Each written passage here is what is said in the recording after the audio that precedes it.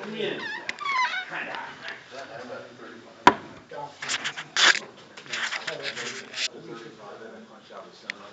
Oh, in the bell. Oh, I see. So I got your name on there.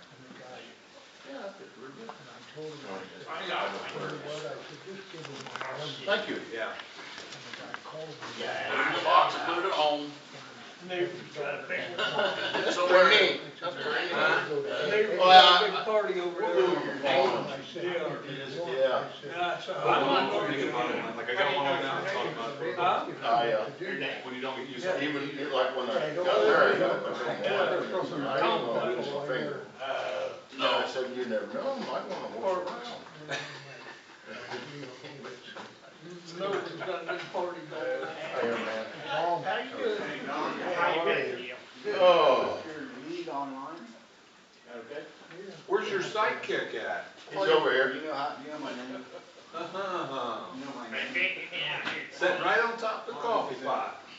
That's what he's doing. Go to YouTube, stirs, type that in. And How we doing, Charlie? Found out who was open. Good. Just fine. I heard it. Was on. Little Charlie. You already. Hello, Charlie. Not too long. The same thing, they said, when Don, they said, hey, Charlie, I never seen you go through there though. Yeah, the elevator. Snuck by? How you doing? Yeah. Good. How's your trip? Hi, Don. Okay. How are Can you? you believe they Just take not that driving night? 24 hours. $450 dollars to play baseball? I couldn't believe that. They was talking even before that. That's a lake. Before he signed, they said, That's a well, lake? we get five Yeah, okay, it hundred is. or 600. I thought, Christ, they're gonna You're pay late? him 600. What'd you do? And they come out and You said didn't $700. How What he much? did, $700 million. Oh, you fell off that getting that. Last. For who's this? Shohei Ohtani. Is it okay now? The pitcher, and he hits really good too. I know it's like I said. Good shit. 700 million. Nice. He's not pitching this year though. He's not pitching this year. He's still at church. Yeah, church. Who's he gonna play for? The Dodgers.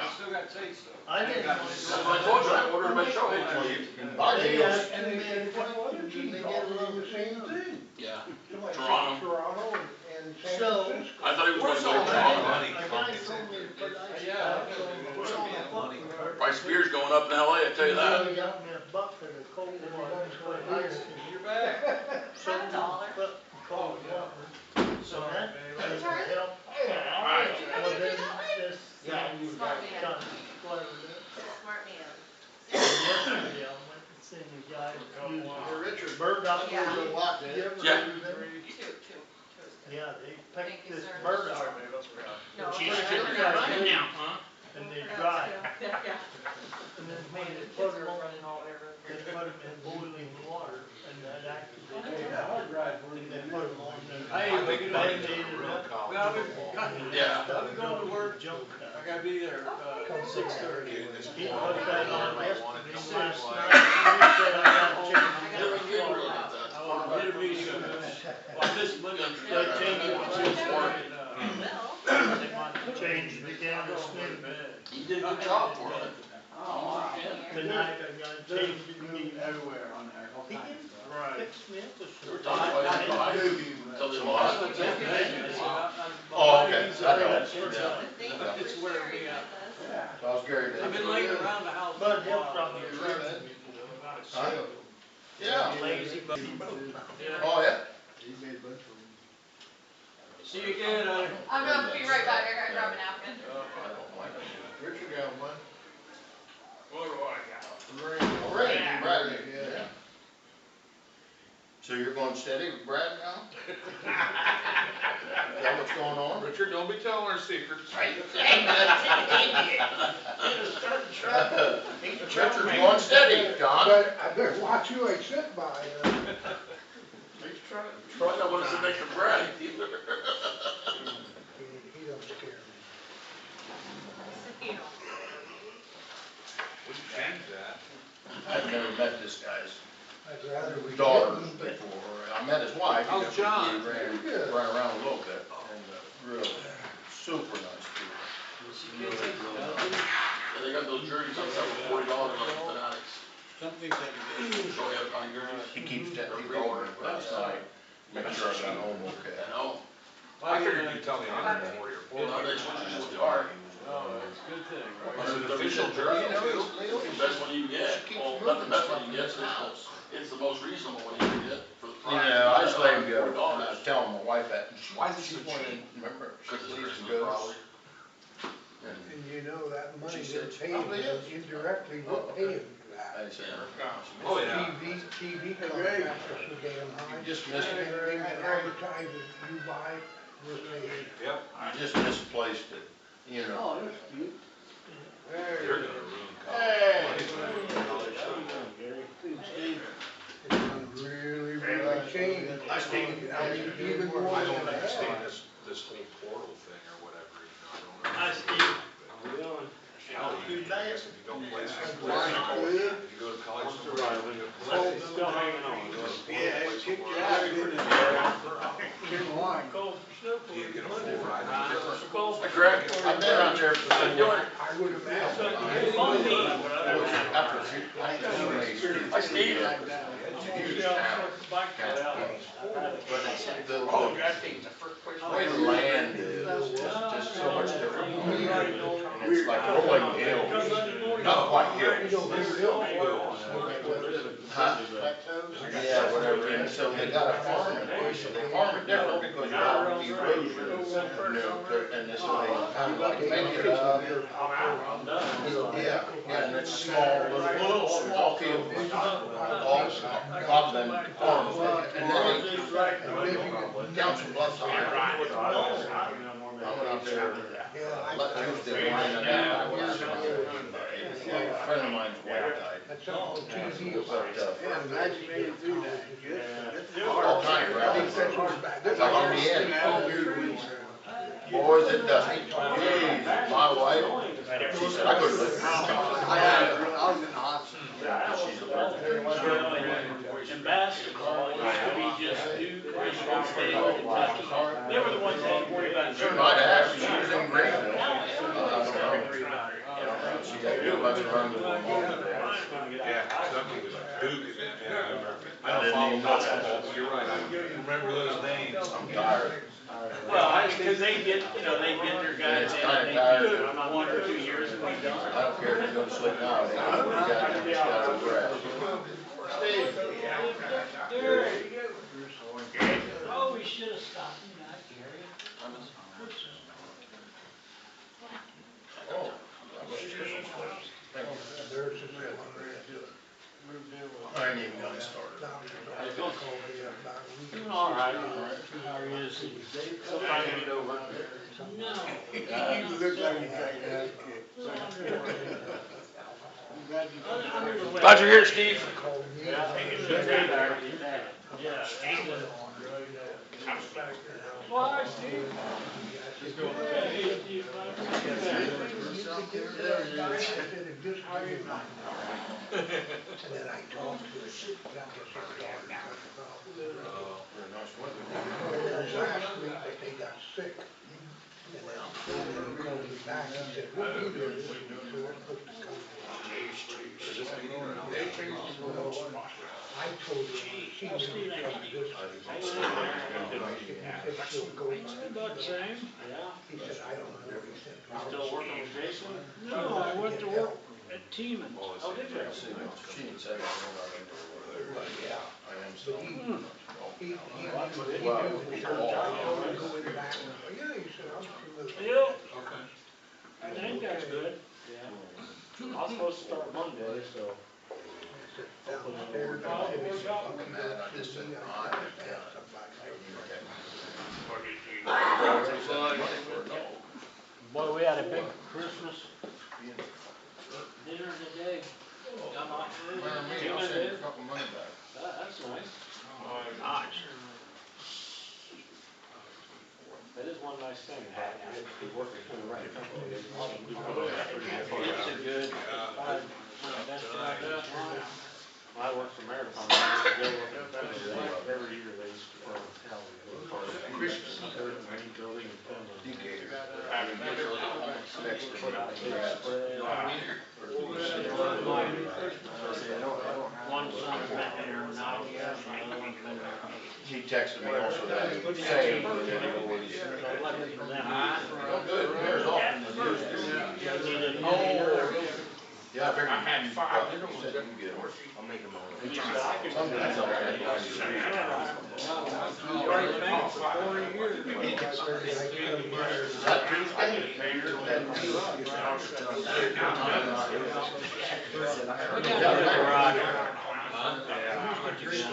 I can get them as far as I want to do for myself. What time to start? They don't want to do it, they just want to do it kind of.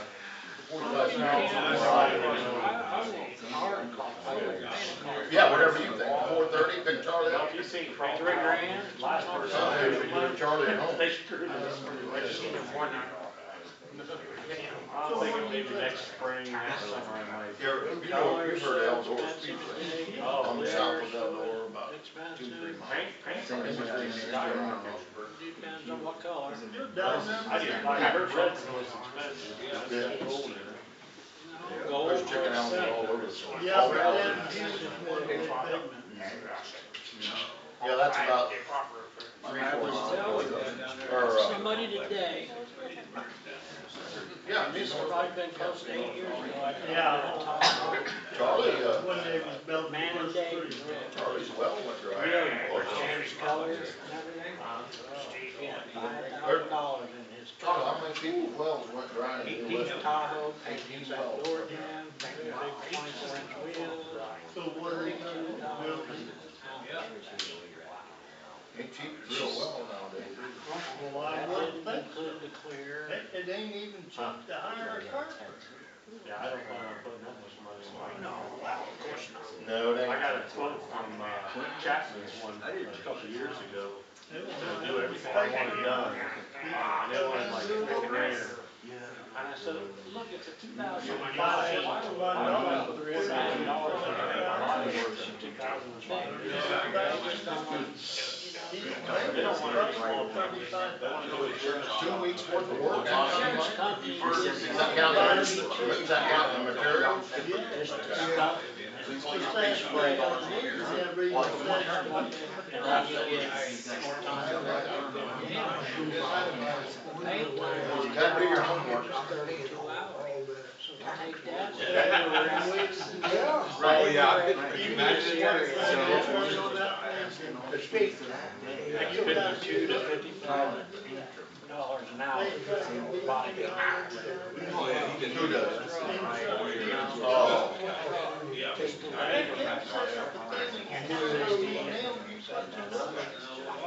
Do what? They said something till they could. I got a couple guys and I talked to them. No, he won't pitch it. I think I could probably get most of them. Why won't he pitch this year? Yeah, I got it. He got that much money, he's glad to. Junk arm? I put it in a shell deal on the red because I got a but it's in good shape. Again, You know, it doesn't need I've to been be fortunate, bonded. I don't think so, I just did that deal on my car. And then I got a couple of spots around. anyway. No, you were talking about it Saturday night, yeah. I feel like I did okay on that, where they paid their, what they assigned. One time in my room, remember when we had that real big house? Maybe you guys had it over there, that's been 2 years back. Body man. I got a second base, and I had a huge limb fall through the middle of the house. You got more out Nobody there? else fall through there. I got a, there's 3 roofs on that. Nothing. I watched that first game he played, second game. He looked like he had any rust at all. But I know what you're saying. Some of them can't get it out here. Well, that's more. They're your What did you get with a good outfit? He probably had a run. He's a bowler too, I heard. Yeah. Mookie Betts is a bowler. I just wanted to look somewhat nice. Richard, we got 2 slip ups for port recovery here for that Dr. Bob's house. For Fort Recovery? Yeah, we got 2,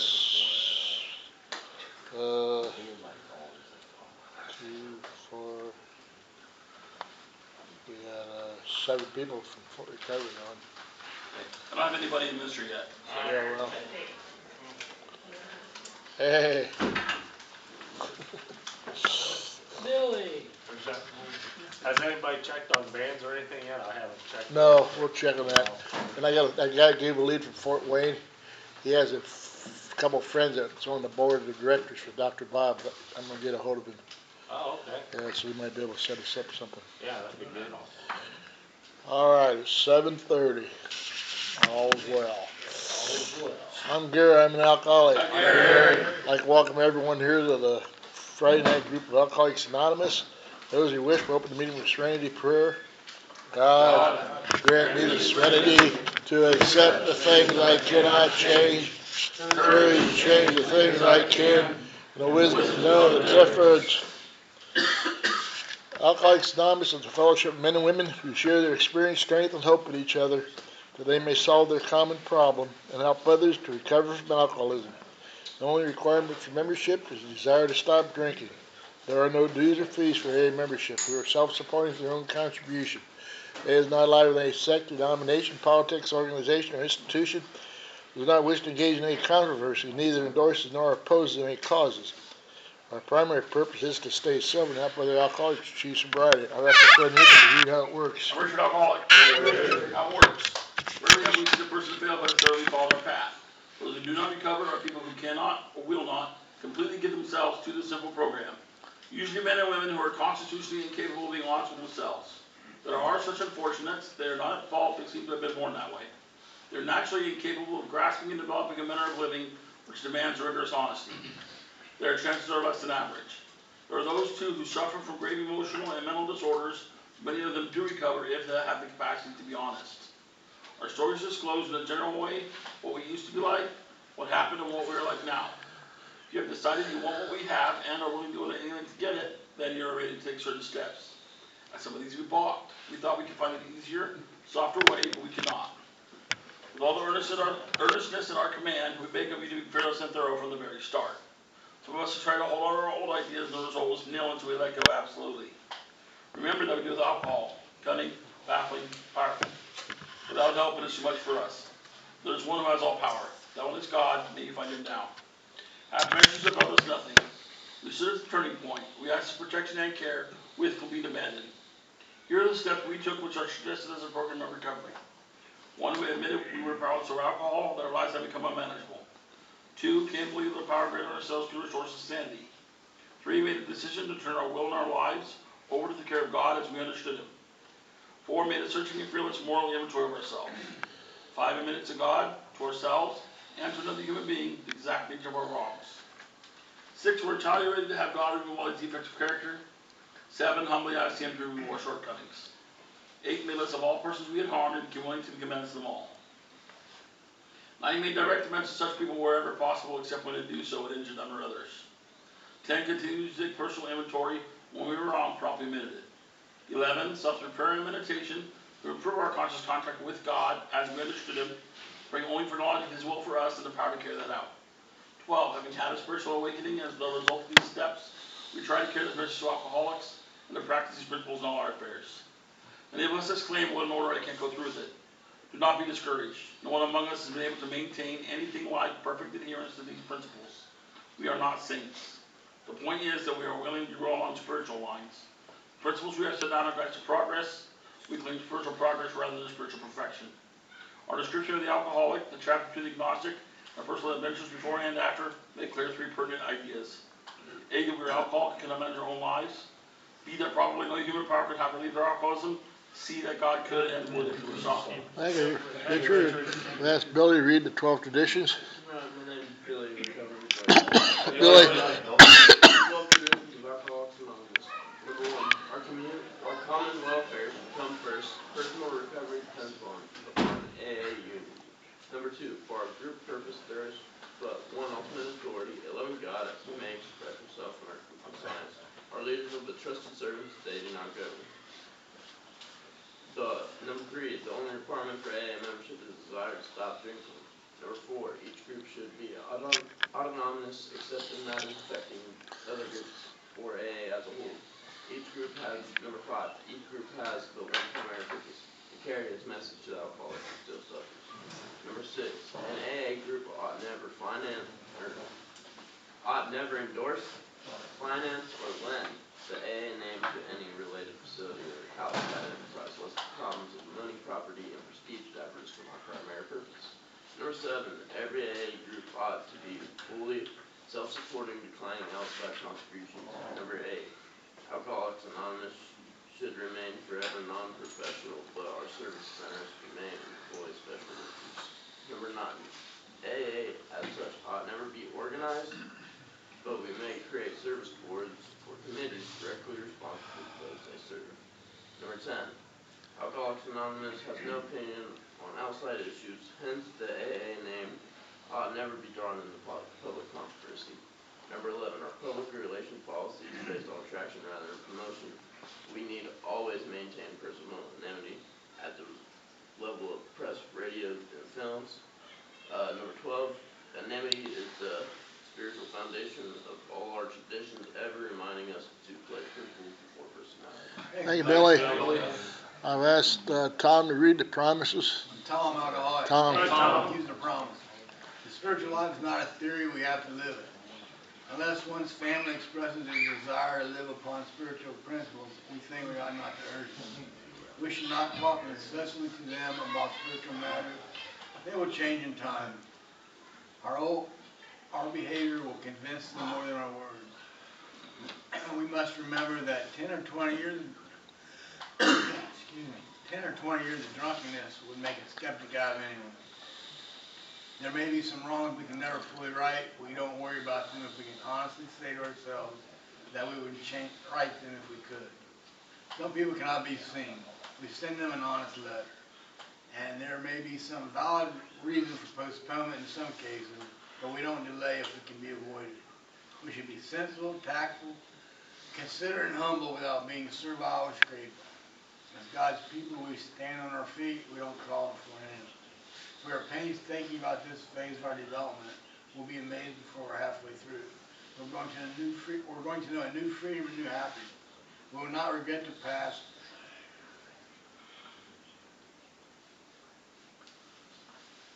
We will not regret the past, nor wish to shut the door on it. We will comprehend the word serenity, and we will know peace. No matter how far down the scale we've gone, we will see our experience can benefit others. That feeling of uselessness and self-pity will disappear. We will lose interest in selfish things and gain interest in our fellows. Self-seeking will slip away. Our whole attitude and outlook upon life will change. Fear of people and of economic insecurity will leave us.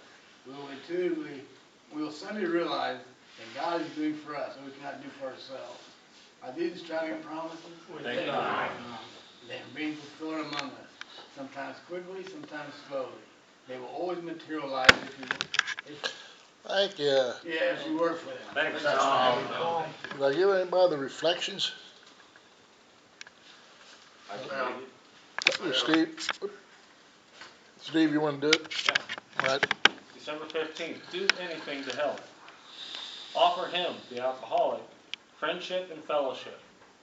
Tell him that if he wants to get well, you will do anything to help. Alcoholics Anonymous, page 95. I remember how attracted I was to the two men from AA who 12th stepped me. They said I could have what they had with no conditions attached, that all I had to do was make my own decision to join them on the pathway to recovery. When I start convincing a newcomer to do things my way, I forget how helpful those two men were to me in their open-minded generosity. That's it. Thank you, Steve. My friend Andrew to read the 24-hour book. I'm Andrew, recovering alcoholic. Hey, Andrew. Thought for the day. Service to others makes the world a good place. Civilization would cease if all of us were always and only for ourselves. We alcoholics have a wonderful opportunity to contribute to the well-being of the world. We have a common problem. We find a common answer. we are unequally equipped to help others with the same problem. What a wonderful world it would be if we took our own latest problems and found the answer to it and spent the rest of our lives healing others with the same problem. In our spare time, soon we would have the right kind of a world. Do I appreciate my unequal opportunity to be of service? Meditation for the day. Today can be lived in the consequences of God's contact, upholding you in all good things, words and deeds. If something there seems to be a shadow on your life and you feel out of sort, remember that this is not the withdrawal of God's presence, but only your own temporary unwillingness to realize it. The quite gray days are the days for doing what you must do. But know that the consciousness of God's nearness will return and be with you again when the gray days are past. Prayer for this.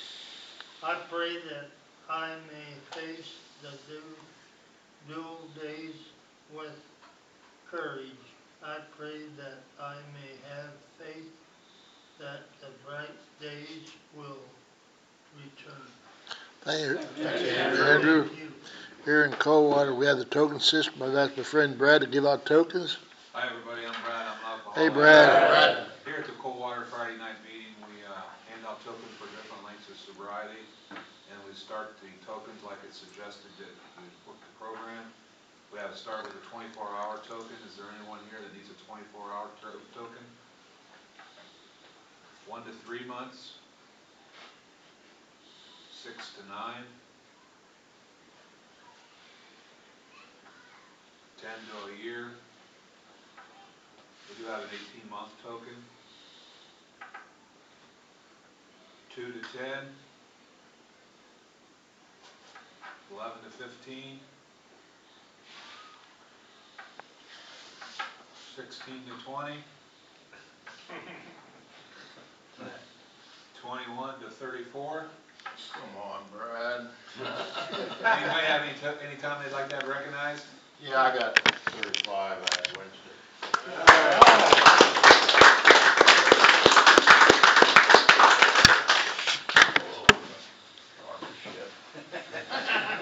I'll give you a gold one for that.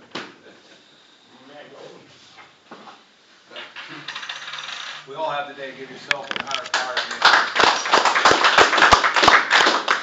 Thank you, Brad. As far as announcements, we still have this slip up here. Anybody's interested in going to Dr. Bob's house, we're trying to get it in April. We still haven't had everything set up yet, but we're going to see what we can do. So just put your name on. We'll leave this list open. We'll leave it up here if anybody wants to sign their name in. Also, this Tuesday we have the Sydney sauerkraut thing. Starts at 6 o'clock. Starts at 6, eat at 6:30, leaves at 7:30. Let's bring a covered dish. It's at the Poplar Street in Sydney at the Saturday morning meeting place. All right.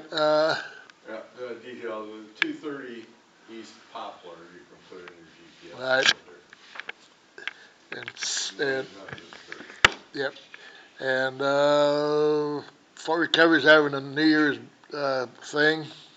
We're gonna have the regular meeting, after the meeting's over with, we're gonna have a, celebration, New Year's celebration, so keep that in mind. Any other announcements? Just to add to the Fort Recovery, yeah, I understand that there's a small home group, yeah, but one of the ones in that home group that's going to make this a fun night is Joni. So this will be a production by Joni and all it entails, so it'll be a good time. Thanks, Wes. Thanks, Wes. Thank you, Wes. All right, there are the announcements. All right, tonight, the person that got his token tonight, I've asked him to give the lead. He's been a good friend. We've been in a lot of meetings together over the years, and we've stayed sober one day at a time. And without further ado, I'll give my friend Leo from Ansonia.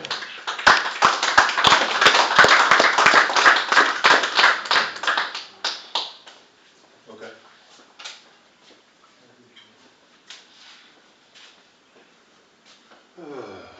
Favorite part of the program right here. Well, that's right, you're not supposed to lie, are you? And Leo, make sure that podium don't walk off there. Yeah, yeah. Hello everyone, my name's Leo, I'm an alcoholic.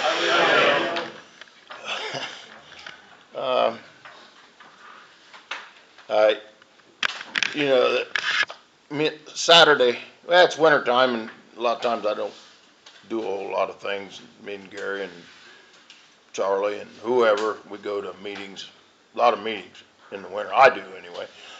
And we was over Decatur last Saturday. Well, these guys are, and this has happened to me and Gary many times when we go up there. They don't have a lead, and then they ask one of us to talk when we get in there. A lot of times. And so old Joe V hit me up, and I thought, doggone, I know I got to talk again Friday, but they tell you when you come in here,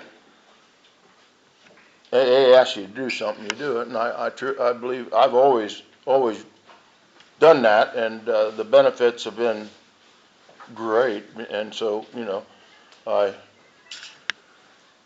can remember there was a day when I could not put the bottle down, and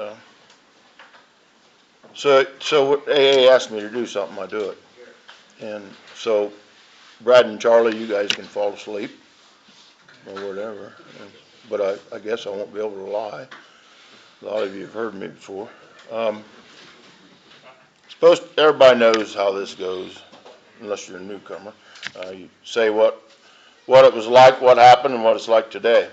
And born in a family that had 7 brothers and sisters. I made 8. I was the oldest. Mom and Dad was German Catholic. Spare the rod, spare the child. My mother believed in that wholeheartedly, which is, it's okay, but there is a limit. And good Catholic. We had to go to church every day, or not every day. I mean, we had to go to church all the time. And if you didn't go to church, you didn't live in that home. Had it forced down my throat, so to speak. I better be careful. I'm in the Catholic Church. And but anyway, I mean, that it was okay. I was believe it or not, I was a server boy. I'd go in there hungover, and the priest would look at me and he'd say, "You going to make it through this mass?" Because I wasn't feeling too good at some time. You put them robes on, you got your clothes underneath, you get pretty hot up there. And he used to raise hell with me all the time. But that's another story in itself. I needed hell raised with me. We had a farm. Mom and Dad taught us all how to work. I don't have no problem with that. But it, like I said, it got crazier than hell around there.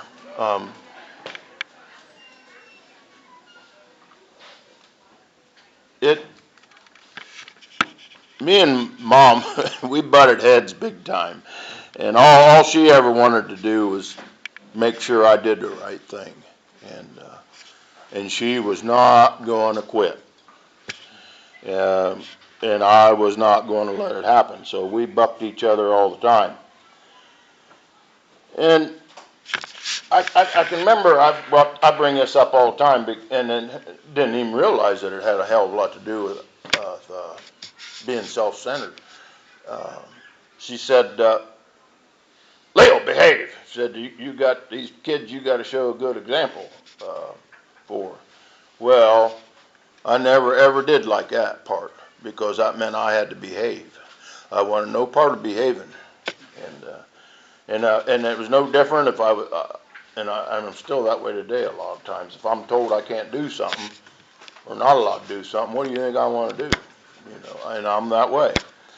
Nothing like it was, but I was really self-centered then. And I learned at an early age how to manipulate and get my own way. And I think I don't know, maybe that's a trait we learned, or I'm born with it, I don't know. But like I said, me and Mom butted heads pretty bad. But I used to get up here and tell you about how mean she was, which she was a dandy. I think today she'd be thrown in jail. But my three sisters, after they left the house, they didn't have any more to do with her. And us boys had to take care of her. I got four brothers, and she got cancer, breast cancer, and none of the girls come around to see her. Ain't that something? And whatever. I never got involved in it. That's I don't. Us boys, we could get out of the house. We had a 80-acre farm. We had a real nice woods, and we'd get the hell out of there. And but the girls couldn't. But it was one thing I have to remember, and I've said this after I look at things and think about things. She was doing the best she could, and she was raising me the way she was taught, the way she was raised. And you find out you'll do the same thing when you raise your children if you ain't careful, and if it's a bad way to be. But anyway, and I wouldn't want her to raise me either. I know I was a handful, and I wasn't going to listen, and I was going to get my way one way or another. I was that way from the word get-go, and she never give up, because that was her job. That was her job, and because that's how she was preached to. And the same way of going to church and doing all that. And I'm not a very big church goer, and boy, she'd be on me about that. She never quit on that department. But that's between me and God. But it was and so I come to terms with all that, and it's over with. But I tell you, I'm not whining about that or anything. She never forced the bottle down my throat or anything like that.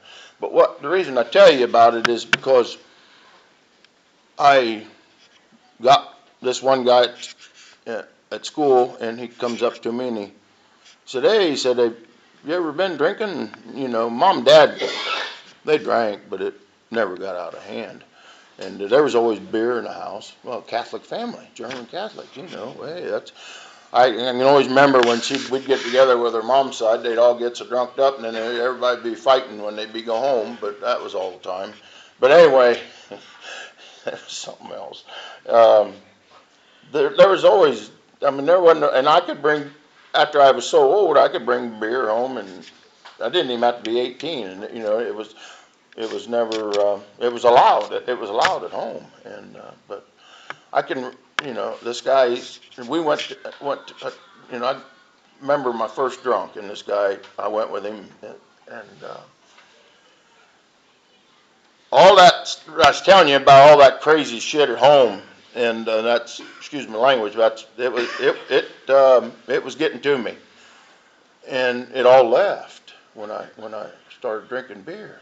It all left. I didn't care no more. It didn't bother me any. And I've heard it said before, and I got to think about it. I was the same way. I believe I drank alcoholically from the start, because I didn't drink just to be drinking, just for the taste of it or anything like that. I never really did care for the taste of beer, but I enjoyed what it did for me, how it made me feel, that euphoria or whatever they say. And I felt that from the word get-go.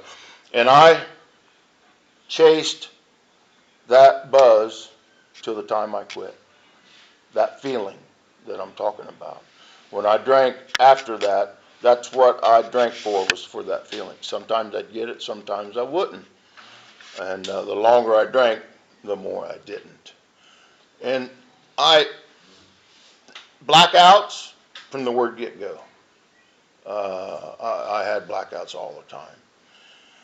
I just took it with a grain of salt and I knew what it come from, and I didn't realize that it was a good sign of alcoholism. Of course, at that time, it wouldn't have mattered to me.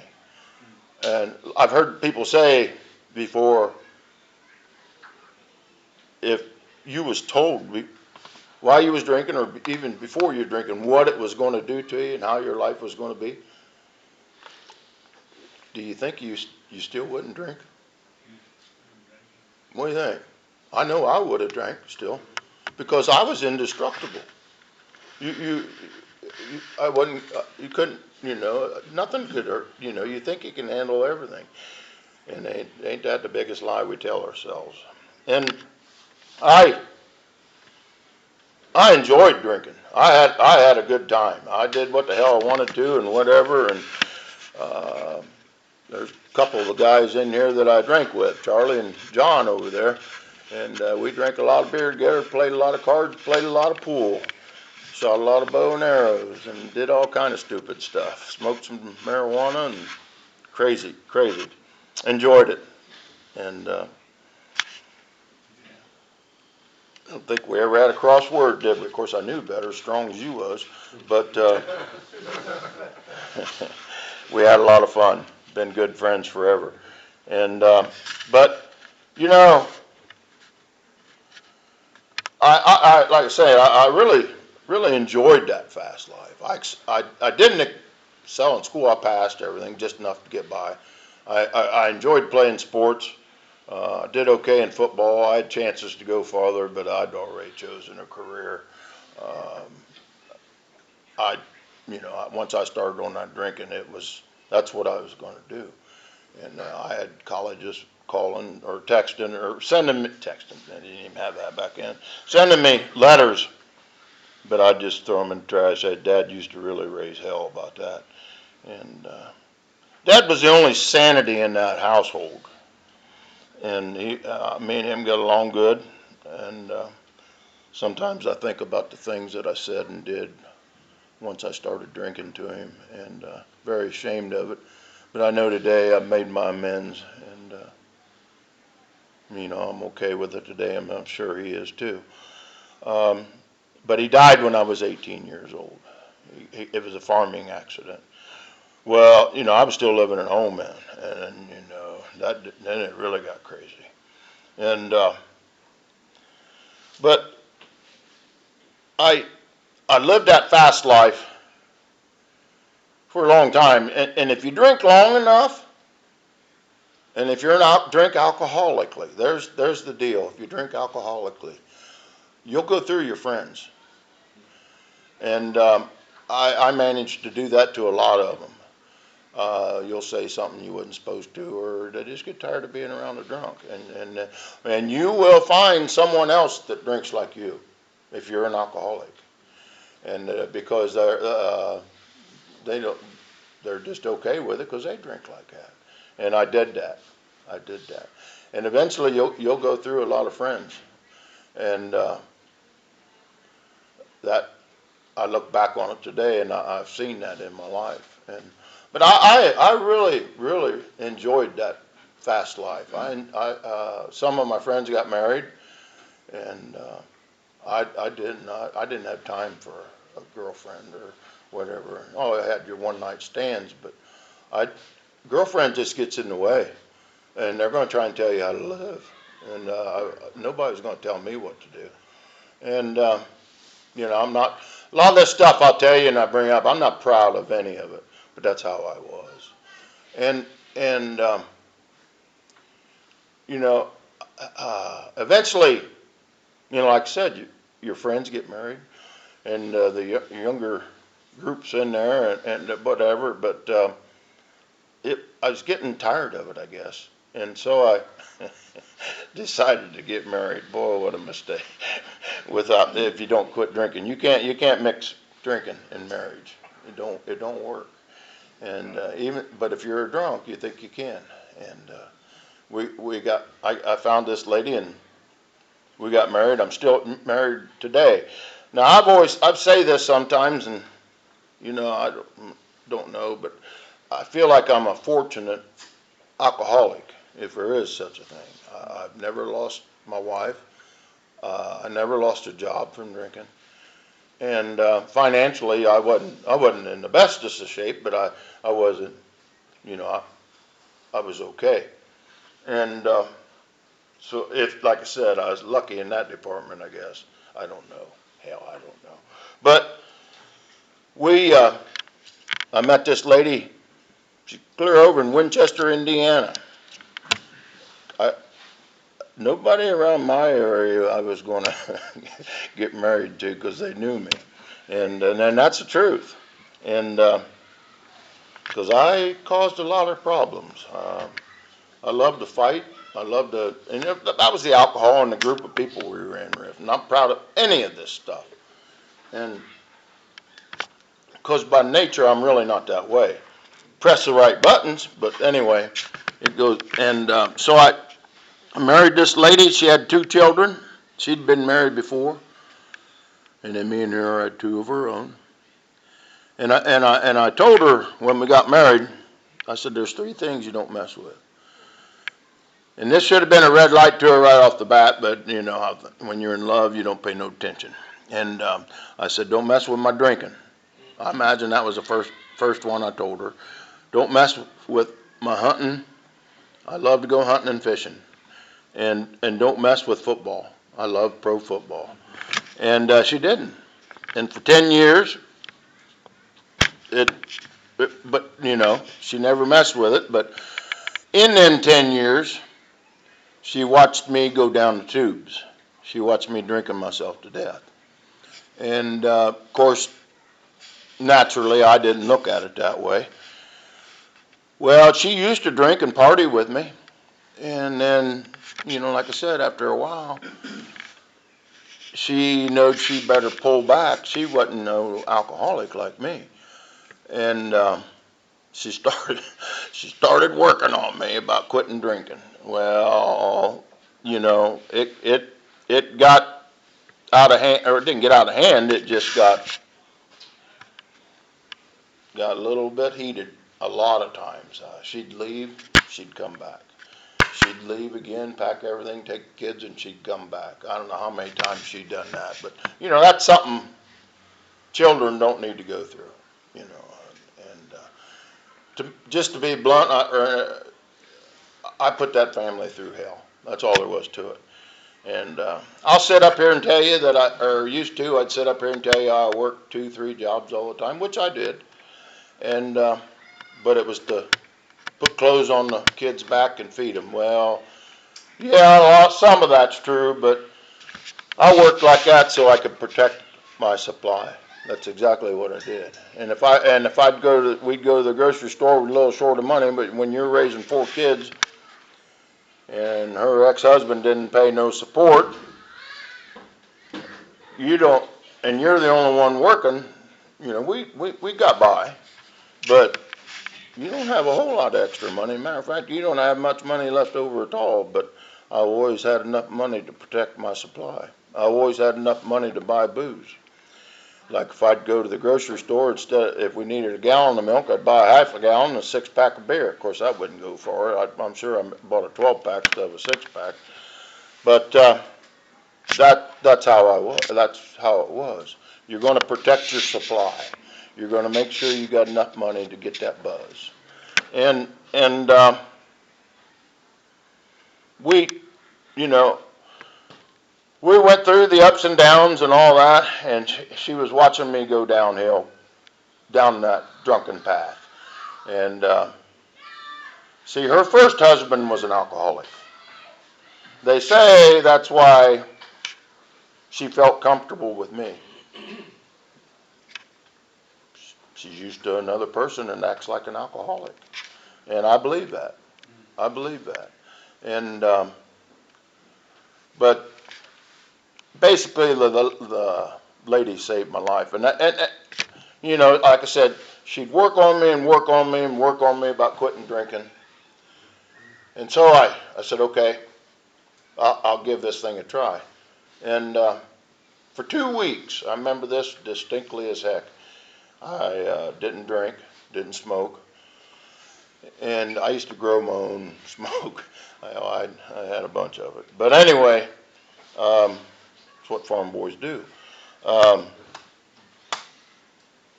quit for 2 weeks. But I couldn't quit on my own. And being raised a Catholic, I know to ask God for help. So that's how I was able not to drink. I remember when they call that a dry drunk. And I never want to go through that again. That was hell. I'll drink before I go through that again. And being the cons that we are, I told her I had this thing whooped. You know, I can handle it now. Well, I'm here to say, within a few days, I'm sure all of us have probably tried it, I was right back where I was, you know. And while a lot of this was going on, you heard, I think a lot of us might be this way. I think that I can take care of my own problems. Leave me alone, you know. I can handle this. And I truly felt that way. And but like I said, she was on me and on me and on me. And I knew, I'm not no dummy. I knew all along normal people don't drink like I did. And but to be honest with you, I didn't care what anybody else thought about it. I didn't care what you thought about it. Leave me alone. You don't like the way I drink? See, you know, just stay away from me.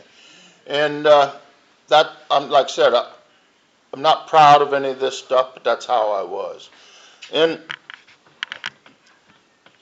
I'll never forget this as long as I live. And they tell you not to. They call it the jumping off place. And I remember being there. Because, like I said, I didn't drink in 2 weeks.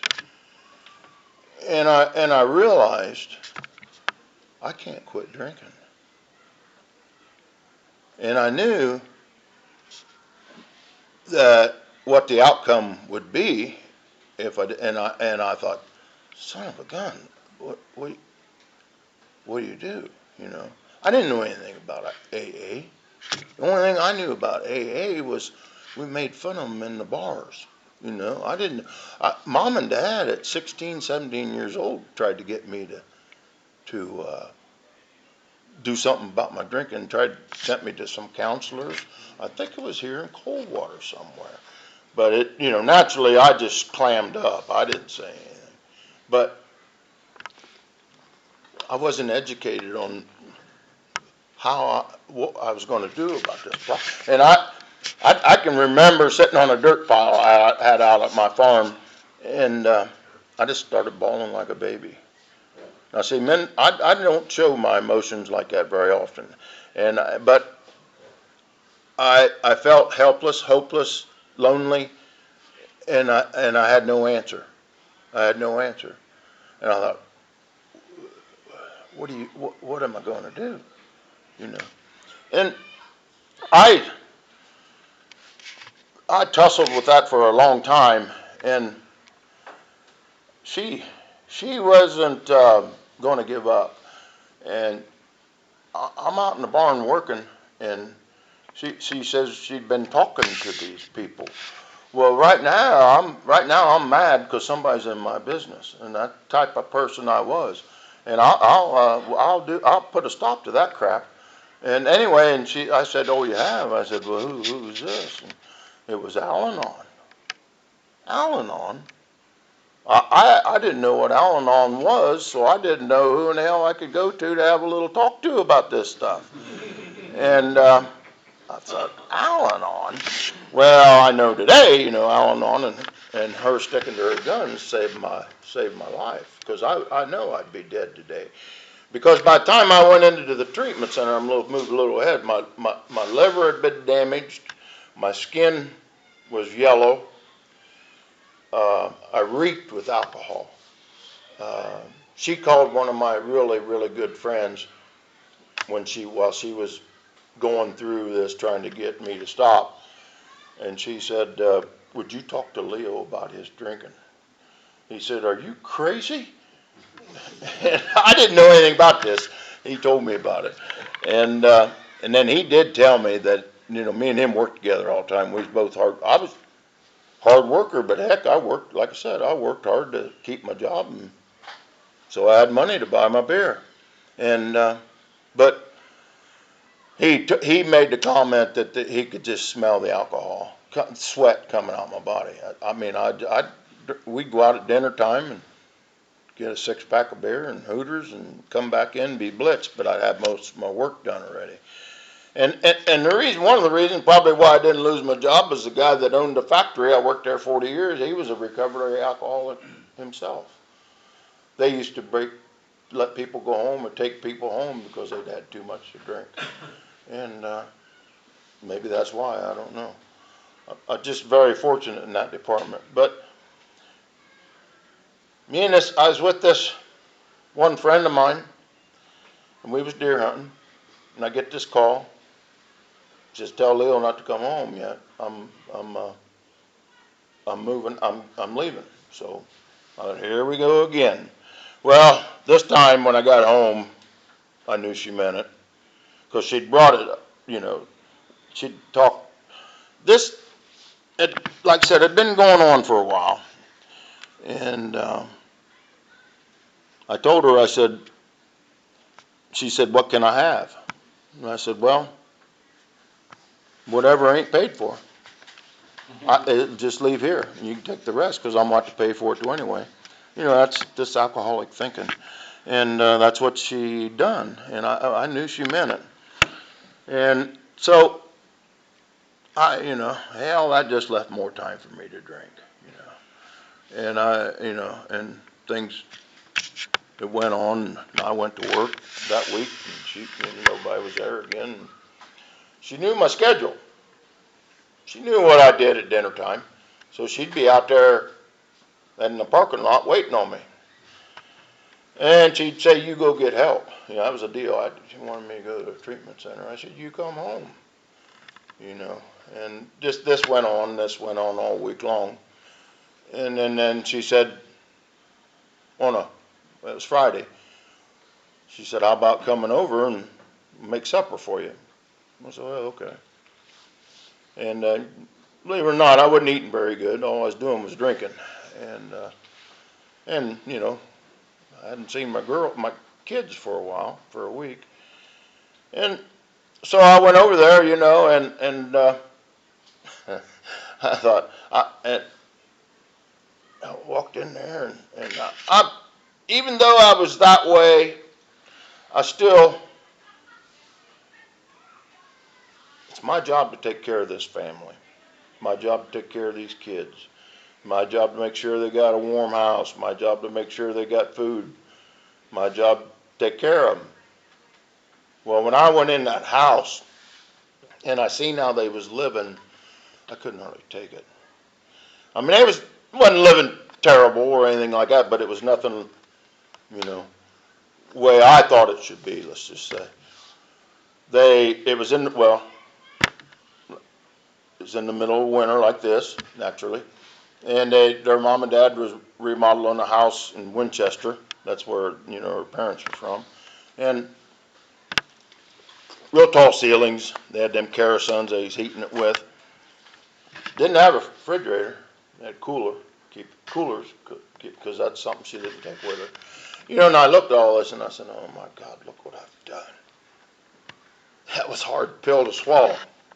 But they was happy. And I couldn't understand that. I know today why. It's because the old drunk wasn't there. That's why. That's why. And we spent the weekend together, and kept on me about going in the treatment center and getting help. And I looked at it as jail.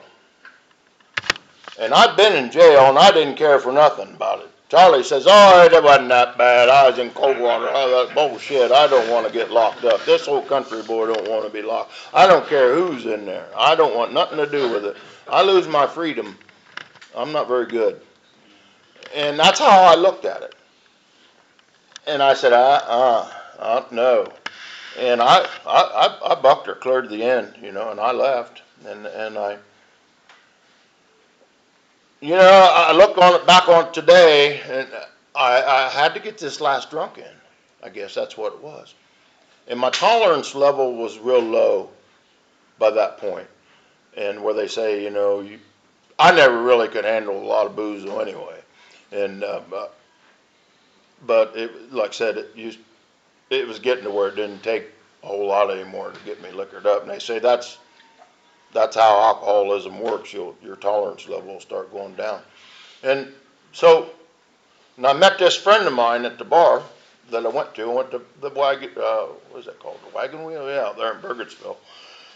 And me and him drank a lot together, had a lot of fun with him. And his family had left him because of drinking. And I was telling him what was going on in my life, and I didn't speak very highly of her. And he knew what was going on. She's good friends of us. He's good friends of ours. He knew what was going on, and he looks at me, and he said, you dumb SOB. Get your butt back there. He said, you want to end up like me? And just in certain words. I know he put it a different way than that, barroom talk. But, I guess that's what I wanted to hear. I don't know. So I went back, and I told her, I said, okay, I'm ready. and I'll never forget the little voice. My youngest two girls were 5 and 7. And and when I told my wife that I was ready to go get help, she said, Daddy's ready to get help. And I remember her saying that at 4 to 5 years old, and that still sticks in my mind. And that woman had that number memorized of the treatment center. It didn't take her long to get hold of them. Didn't take her long to get me an appointment to get me in. But I had to wait 3 days. And them was 3 days of, I felt like a mule standing on one end, somebody with a rope pulling me. I did not want no part of this shit. I did not want to go into no building and be locked up for 28 days. But I said I'd do it, and I had a guy come down and do a 12-step call on me. And he said, and I told him, I said, yeah, I know I drink too much. But like I said, that self-centeredness, I didn't care what you thought. And see, I worked all the time. That was my right. I was allowed to drink like that. I worked for it. That's how I thought. This alcoholic thinking, man, it's something else. I don't go up here alone. I learned that in this program. We don't think like normal people. They say we're a quart low. I believe it. I believe it. Especially when I first met you guys. I don't mean it personally, but I went in there, you know, and I can remember I was worried about losing my friends. I called them up, said I don't want to lose your friendship. I heard you lose it when you get sobered up and blah, blah, blah. Well, you know, we all know what, you know, eventually you just, the counselor told me, he says, you'll realize that you no longer have anything in common. And that's true. That's very true. And, cause I don't care to be around a sloshy drunk no more. And I was that a lot. I was that way a lot. And I went in there and I didn't like you people. I didn't want nothing to do with you. I didn't want to hear about your problems. I didn't want to hear that shit. And I'm just telling you the truth. I don't mean any of that personally to anybody in here, but that's how I thought about this deal. And I went in there and I was in a fog. I'd drank so much, they'd give you material to read and whatnot, and I could read, but I couldn't retain it. And I wouldn't remember. I was that way for a long time. Long time. I'll never forget that. And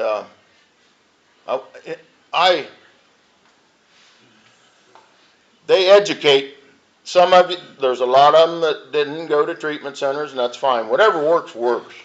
You know, come to AA. You know, but you wouldn't have gotten me to come in here if I wouldn't have went to a treatment center. I truly, truly believe that. This treatment center planted the seed, so to speak, and you know, I had no plans on quitting drinking when I went in there. I just wanted her ass off my back and see if we can get something done. Get the con. I was still working the con, just trying to figure something out to get out of this mess I was in. And something happened. They educate you in there. They go through a lot of them in there on drugs and whatnot. And then there's some drinkers. And when they had the classes on drinking, they got my attention.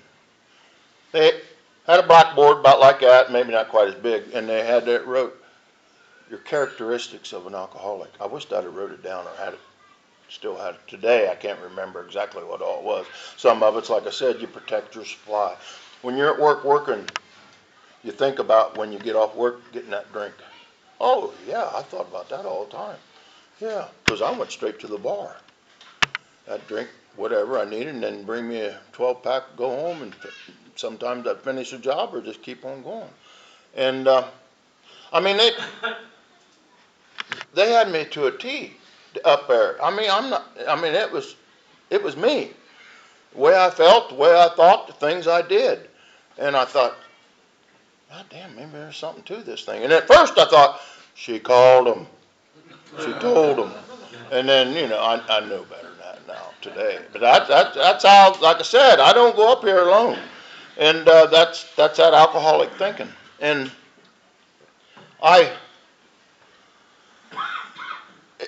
they got my attention. And then on the weekends, and I love my family. I love them to death.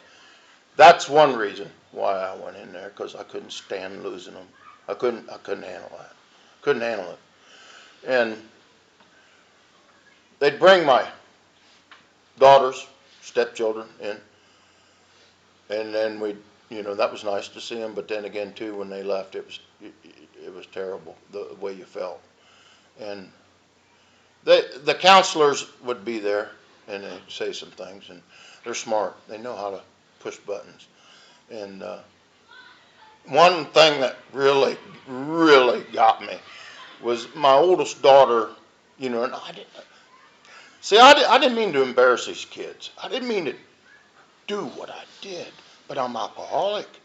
Everything I touch when I'm drinking and I'm alcoholic, I'll destroy.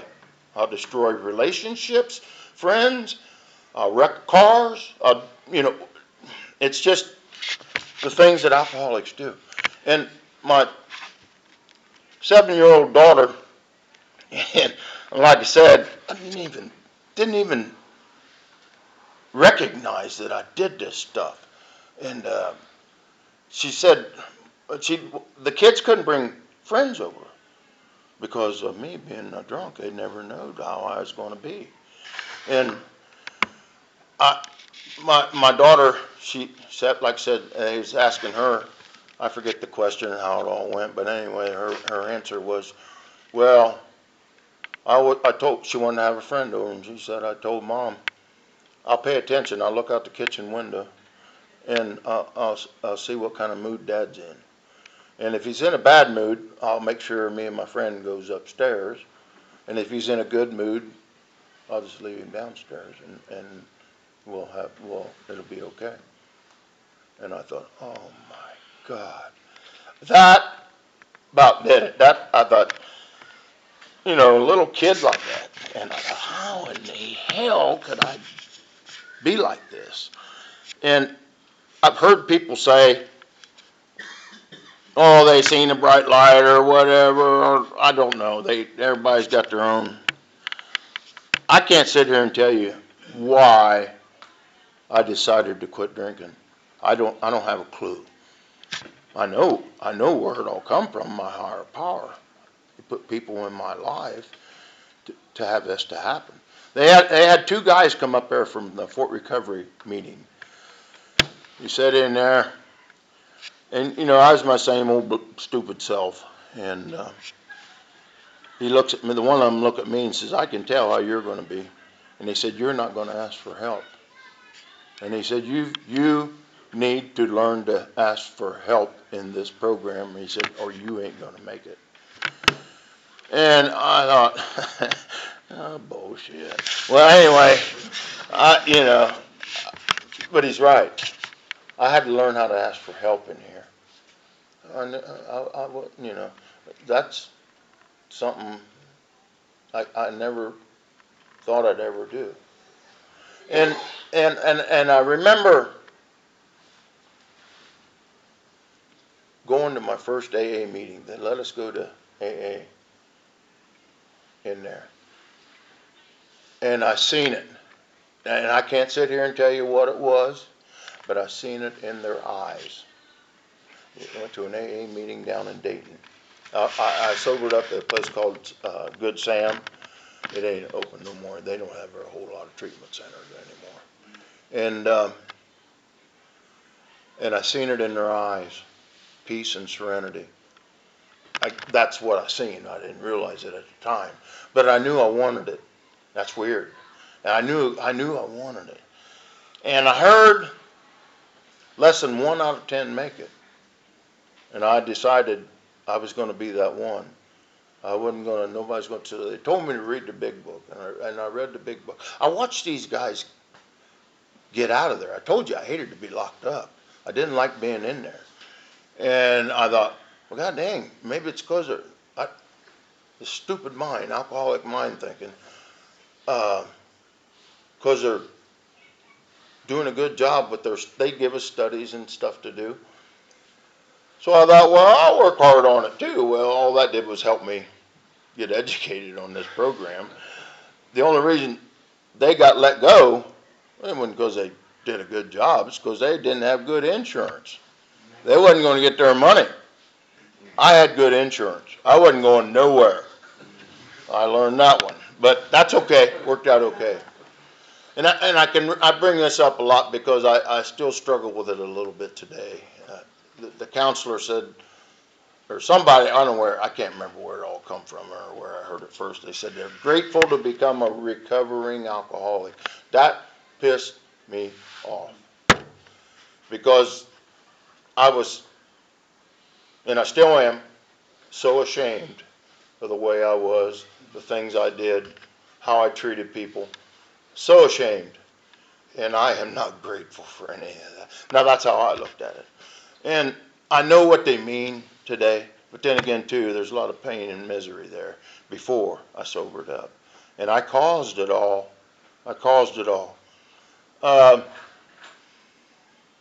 Me and the counselor went around and around pretty hot and heavy about that. And I can remember talking to him about, well, what's people going to say? And Gary says it the best. Rarely do. What do I care what people think? Rarely do they. He's right. and he's right. And so the last day in there, really decent counselor. I really liked her. I enjoyed people that knows today and then. You got knowledge, I'll pay attention. And she gets up there, and I looked at her and I told her, I said, you don't understand. It's not like this out there. You're in there, you're in a protected environment, you ain't got no booze, whatever, and and she just looked at me and she said, yes it is, Leo. She said, it's in here. I thought, it's in here? What are you talking about, it's in here? I understand today, this is an inside job. It's how you look at life, how you let life bother you, and how you handle it.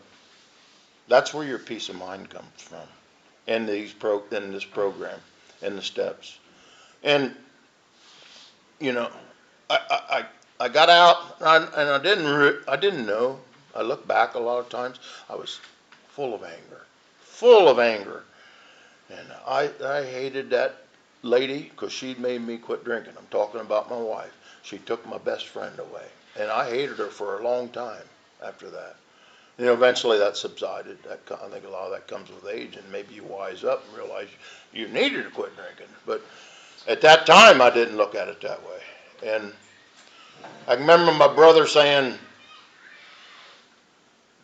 there's no way he'll quit, Dad said I was going to be dead before I was 18 years of age. I God dang near proved him right. And because I had all kind of wrecked cars all the time. I'd hit telephone poles, we'd hit trees. And I can't sit here and tell you how many wrecks I was in. I was in a bunch of them. And I was always so drunked up that, drunk, you don't get hurt because you're real flexible and somebody wanted me to live. That's all there is to it. And, I got out and they said go to so many meetings and 90 meetings, 90 days or whatever. But basically, I just went. I know I went every day for a good year. I just went. And I was big time on bring the body and the mind will show up because I didn't have a clue about how any of this worked. I'm learning stuff. You still learn stuff. You're never done learning. It's like I say, it's a school of life. But I went to Greenville. That's where I started going at first. I didn't know where to go. And that friend of mine that sent me to AA, I wasn't getting anything out of it down there. And he said they got really good AA up north. Well, they do. Yeah, where at? And he told me, and I said, okay, I'll try it. And I went in there, went up to this meeting, and like I said, I didn't know nobody. Gary was there. And I forgot Beaner was too. Was there when I got there. Only 2 still around. Some of them have died. A lot of them went back out. But Gary's still here. I've been hanging on his shirt tails ever since. And those of you who know him, he's good AA. And like Gary said, we go to a lot of meetings. Been to prisons. Take the message in there, and we go all over. We go to a mini conference. Me and Brad and Charlie goes, and sometimes Dwayne goes, Rindler, and we have a lot of fun. We cut up, have a lot of laughs. Me and Charlie, we go back and forth quite a bit, just horsing around, and we have a lot of fun. But I didn't think I'd have any fun when I quit drinking. I didn't know how I was going to go to sleep at night. I didn't know how I was going. When I worked, I always had a beer with me. That gets to be a part of your life, I had to learn how to do everything all over again. And I'm not going to sit here and tell you it was easy. I can remember I welded at that time at the factory that I worked at. And I can remember saying that serenity prayer over and over and over, and I wanted to drink so bad. And like I said, I kept, and I had all kind of support. The wife is always. Matter of fact, she could see the change, and she could see what happens when I go to meetings. And sometimes, well, I used to help these farmers. This one farmer and my brother, I'd help him, and he had we had like 10,000 acres. Well, back in them days, it took a while to do all that. I'd be in the fields 2 months in the spring and a month and a half, or close to that again in the fall. And but so I didn't get to a lot of meetings at that time, and the isms would come back. I've learned over the years, and I'm no different than anybody else. And she'd write a note on the table, "You need a meeting," and I'd write a note back on the table, "You need Al-Anon." But just that's what husbands and wives do. You spit and spat. But she used Al-Anon to get me in here, and she don't mess with it anymore. I feel sorry for her sometimes because she's never really learned how to deal with my isms, so to speak. I don't understand all of what Al-Anon does, but I know they're really good for people who live with an alcoholic. I know that. I've seen it. But whatever, and we like I said, we've been married 43 years. Lucky, I always tell her, "You lucky girl," and she goes, "Yeah, right." But whatever, and but what time is it? I ain't got a clock. 8:36. Oh, it's time to quit. Okay, but anyway, things went well. Yeah, I didn't know I get to rambling sometimes. I think we'd stay a long time. Yeah, but it's a challenge, buddy. There's only one thing you got to change. That's everything. You got to change everything. I made a 180-degree turnaround compared to what I had. And sometimes she'll bring up some things. And but see, I heard a guy say, a guy down in Louisville, Kentucky, Burns B. An alcoholic lives with something. You'll make them neurotic. And so she still thinks sometimes, they learn how to try not to get you flared up, so to speak. And she'll say, "Well, I thought that'd make you, and that would make you mad, And sometimes I'll have to look at her and I'll say, "Listen, I'm not that guy no more." And then she'll settle down, The things that we put our loved ones through, and the hardest thing for me to do was to bring this program home. That's the deal, man. That's that. It's got to be every part of your life, but you got to learn to bring it home. That's hard to do. That was really hard because that meant I didn't have control no more. I didn't realize it at that time, but that's exactly what that means. And that third step prayer, I'd say that, and I'd say that, and I'd say that, and and I just, but and eventually it started because after, I don't know,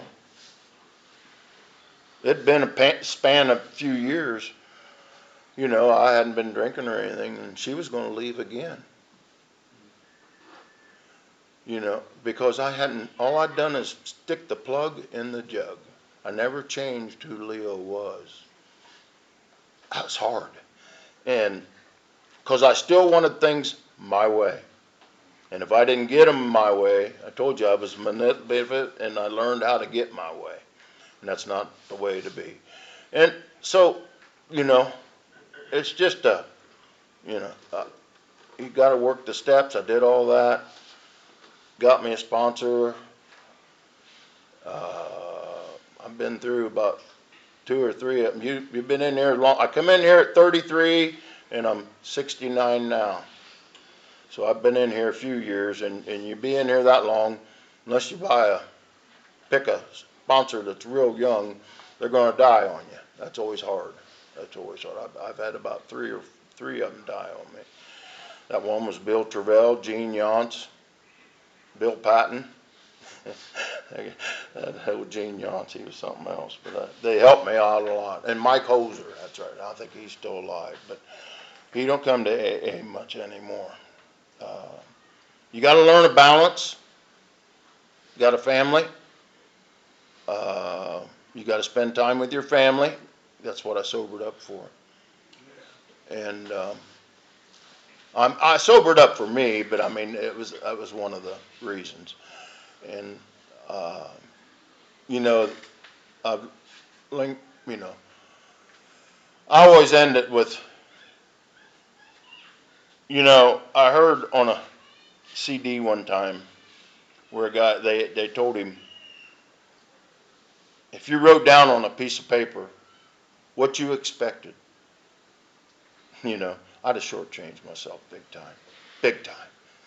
I love my family, love my grandkids. I never dreamed how much I'd enjoy that. We go fishing and hunting together. They play sports. I enjoy watching them go play sports.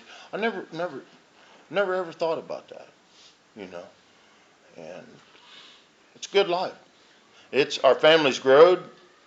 I think, what was it? My wife said we got 23 grandkids. 6 of them are great grandkids, and then the rest are regular grandkids. And it's getting too big. Now we got to rent a hall for Christmas. My wife's big on Christmas, and that's when we used to fight the most because didn't have money for them presents. And so we got a hall. We're going to have. It's hard to get everybody together. So I think we're down in January sometime. I don't know when we're going to get together. I let her handle all that. But it's a good life. I enjoy it. I'm done. Thanks.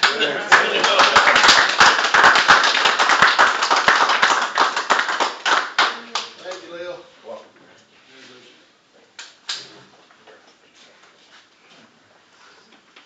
I'm Gary, I'm an alcoholic. Open for comments, but since we ran a little late, I'm gonna let Leo will be here after the meeting, so if anybody want to say anything to him. Congratulations, Leo, on your 35 years. It's been a good 35 years, And so we'll close the meeting with our Father. Leo, you want to close it?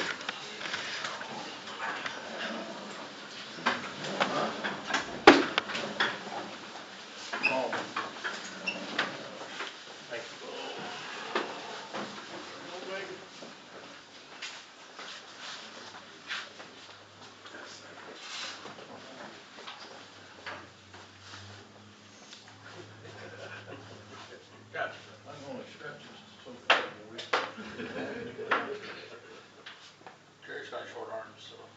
Leo? Whose father? Our Father, who art in heaven, hallowed be thy name. Thy kingdom come, thy will be done, on earth as it is in heaven. Give us this day our daily bread, and forgive us our trespasses, as we forgive those who trespass against us. And lead us not into temptation, but deliver us from evil. For thine is the kingdom, the power, and the glory forever. Amen. Keep coming back and work as you work. Good to see you, Steve. Yeah, good seeing you, Steve.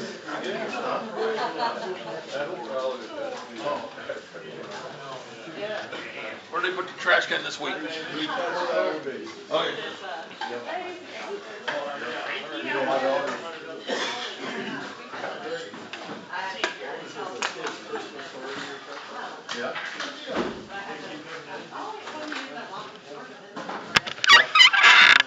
Hey, are you going to Sydney on Tuesday? Yeah.